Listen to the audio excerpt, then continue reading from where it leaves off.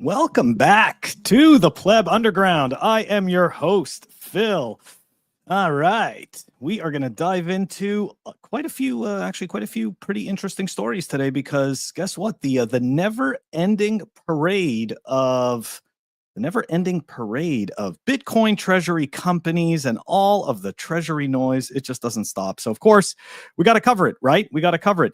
Now, something interesting, this Satsumi, this most recent one that came out, we're going to take a look at that. It seems that it may be confirming some of what we've been thinking about where they are getting their Bitcoin from. But I also want to point out some pretty interesting language in their announcement. Also, Brazil, that's right, guys, another country coming to the table talking about a national Bitcoin reserve. IMF not going to make it, let's be honest. The IMF, it's like, who could we co-opt at this point? Yeah, Strike is totally becoming a one-stop shop, and it's no surprise, right, that Jack is going to be the president or the CEO of CEP, or what will eventually be 21. And yeah, I'm going to give my take on that. To me, the writing is on the wall. It's clear what is going to happen with Strike and with CEP. The guys that were here a couple of cycles ago, y'all remember Satoshi Light? Or Charlie Lee, right? Y'all remember Charlie Lee, right? He's the founder, the creator of Litecoin. Anyways, he's back. He's back. There's a funny little video, and we are going to take a look at it. And we are also going to take a look at a short clip of Natalie Brunel's interview, quick clip with her and Tom Lee. So get ready, guys. But before we do that, you know the deal. We're going to give some love to the Pleb Underground sponsors, and we will be right back to dive into the stories. Let's go. Pleb Underground is sponsored by Archimedes Emporium. Discover the pinnacle of precision engineering, starting with their Bitcoin logo wall clock, meticulously machined in Maine from a solid block of aerospace-grade aluminum, ensuring unparalleled durability and performance. Experience the difference of a product made without compromise. Head on over to Archimedes Emporium. Okay, we are back. We are actually going to start off with some entertainment. That's right. Even though we talk about news here, Bitcoin news, we also kind of like to have some fun and some entertainment. And unfortunately, you guys end up dealing with some of my cringe personal takes, or a lot of them. Anyways, look, you guys tell me what you think about this. Is this the next evolution of the Bitcoin meme? I'm going to give a shout out to FOMO21, right? Neil Jacobs' company that makes Bitcoin swag. Here we go. Let's roll. If you never sell your Bitcoin, the halving is coming. Got any more of them Bitcoins? The Fed just printed another $1 trillion. This is fine. First rule of Bitcoin, you never sell your Bitcoin. What are you looking at? She's not even a whole coiner. You know I only stack sats, right? I was told to buy the dip, and it just kept dipping. I don't understand Bitcoin, but you're wrong about it. I mean, I gotta tell you, I enjoyed that, right? I feel like that is the next evolution of memes. I've kind of always wanted to see them, in live action, and AI is kind of helping us out. So let me know what you guys think. You think these memes are more effective than the original memes? Just, simple non-moving pictures. What do you guys think? I don't know. I think this is a good solid step. Anyways, all right, let's dive into it, guys. Brazil, that's right, Brazil coming to the table. Brazil's lower house to hold a hearing on creating the national Bitcoin reserve. Okay, so, right, obviously this means this isn't happening tomorrow, right? That's the takeaway. The takeaway is this isn't necessarily happening tomorrow. However, the ball is rolling. Right? They're starting to open the door. They're starting to open the conversation and start to have the conversation. It's definitely a good thing. Let's take a look at some of the details. So they're going to be holding this hearing on August 20th. And it looks like, according to the House website, at least 6 of their major institutions are slated to participate. The Central Bank of Brazil, the Ministry of Finance, Crypto Advocacy Association and representatives from fintech companies and the banking sector. Usually in these types of situations, it depends on whether they're doing the think tank type of thing, right?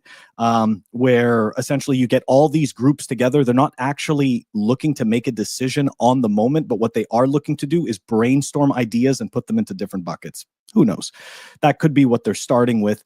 So let's see here. Introduced in November 2024, this seeks to allow the country up to 5% of its treasury funds to be used to buy Bitcoin, a potential investment of roughly $15 billion. Not bad.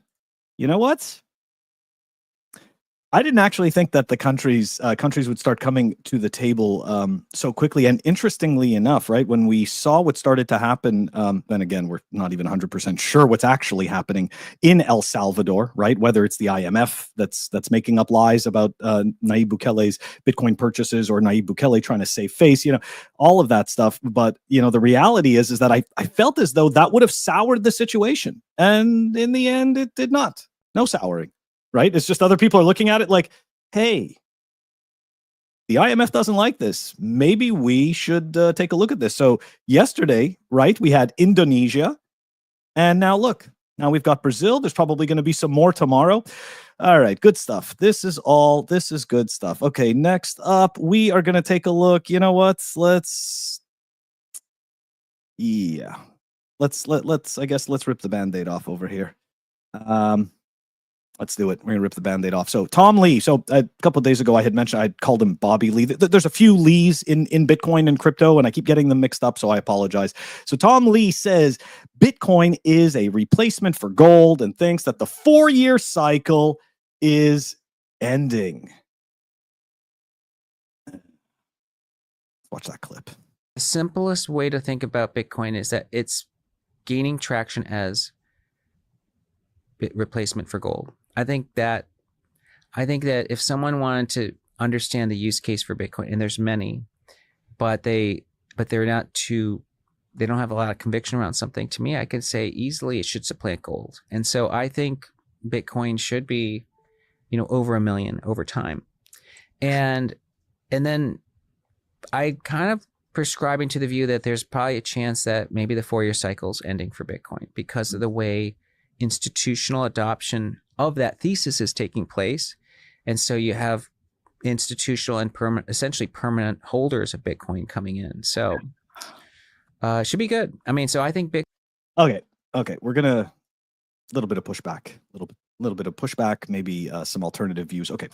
So he's talking about how eventually in the future, he's going to see $1 million Bitcoin. But right now his company, his ETF company is buying ETH hand over fist and staking that.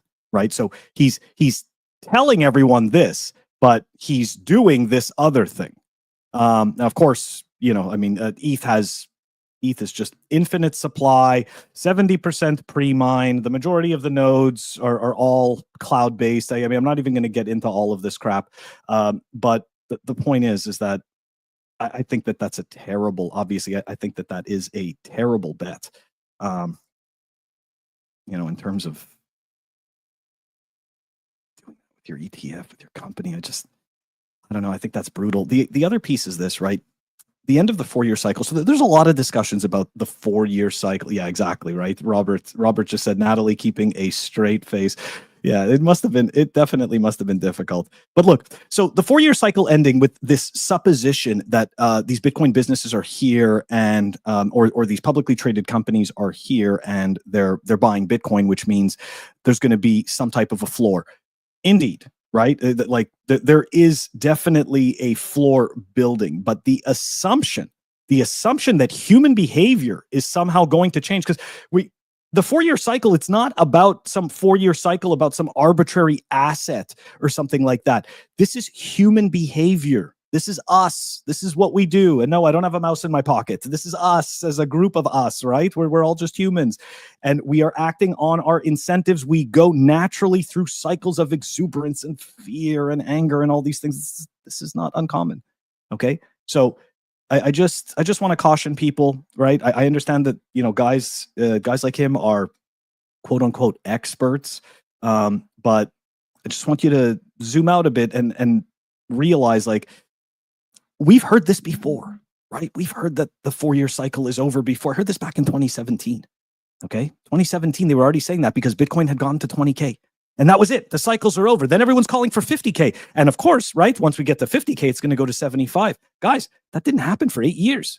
Okay. So for 8 years, all of those people were sitting there wrong. Now, I'm not saying, obviously, hey, you shouldn't have stacked sats. I freaking did.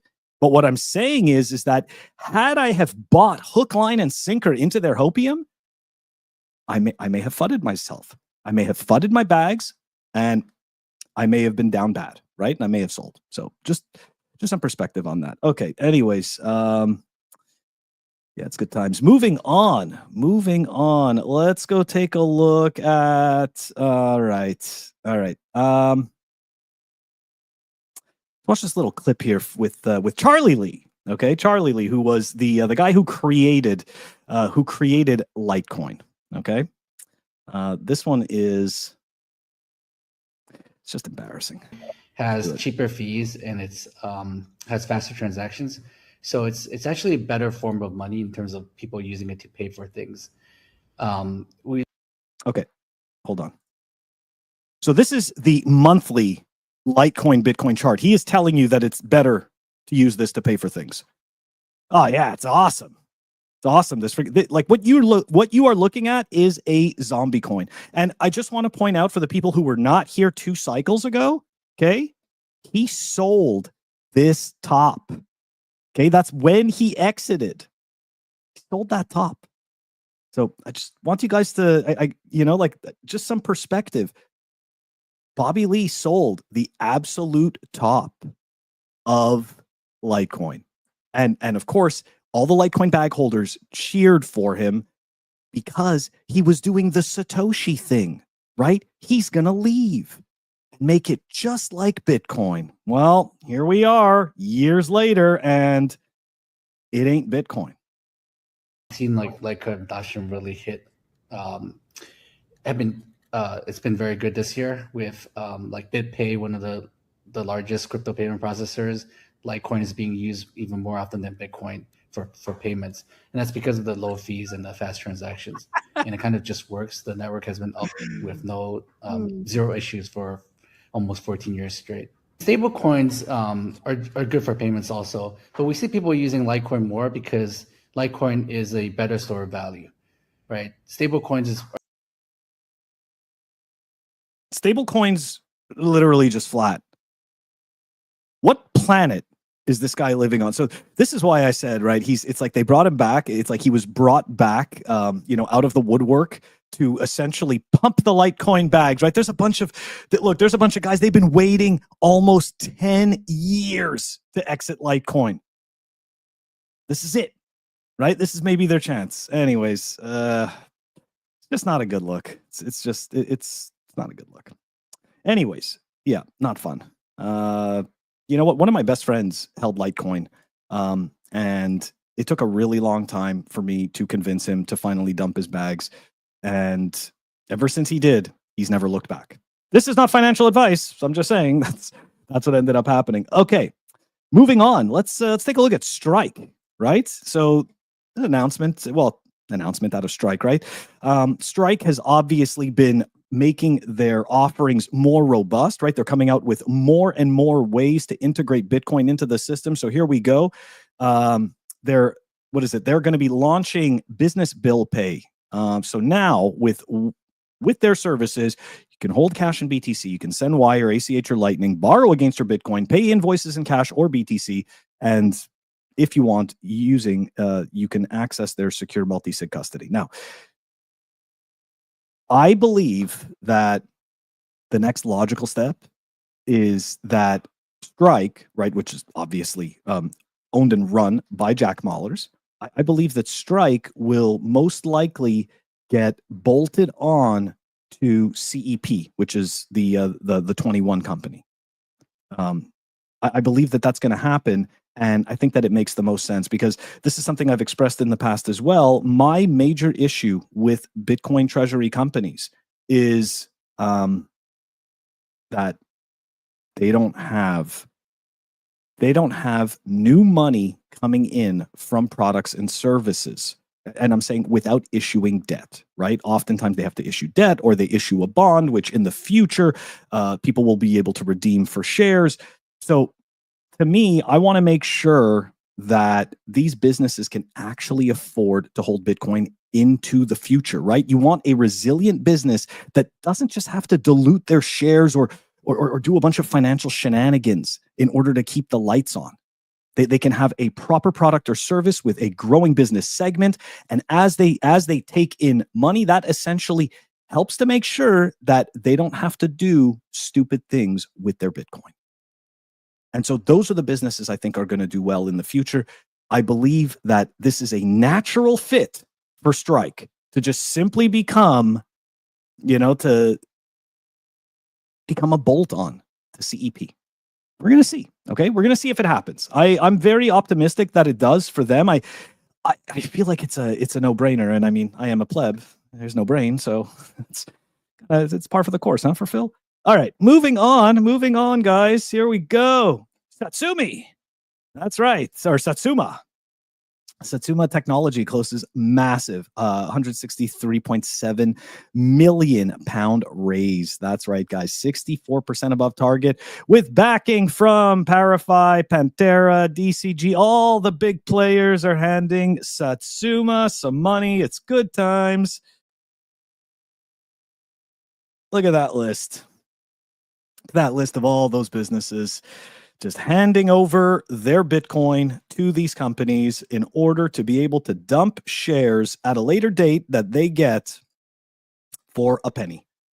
Yeah, the loan notes will convert into ordinary shares of pretty much a penny. But anyways, each of the capital of the company. And yeah, essentially at some point in the future, shareholders will, if they want, they'll be able to go and dump those shares. But really the reason why I wanted to bring this up is specific over here to the third paragraph. Okay, it's the third paragraph that does it for me. The net proceeds of the fundraising will be used to cement Satsuma's position at the forefront of decentralized AI and Bitcoin treasury strategies. What the hell is decentralized AI and Bitcoin treasury strategies? It's like they kind of make it sound like this is some type of a growing business segment or something like that. Like, I just don't buy it. To me, like that's just, forget about the fact that their chart is just simply, it's obviously, look, it's a brand new company, but their chart is just down. I wonder if I actually have the screenshot of their chart for this, because you know what? Yeah, let's just pull it up.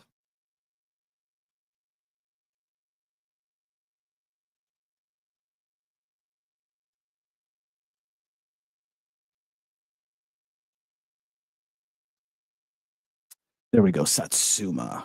Okay.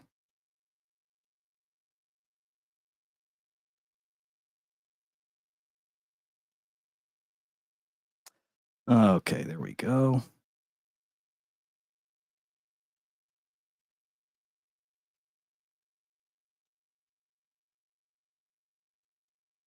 Okay, here it is, guys. So look, this is their, I mean, it's a brand new stock, right? And it's just a whole bunch of dumping.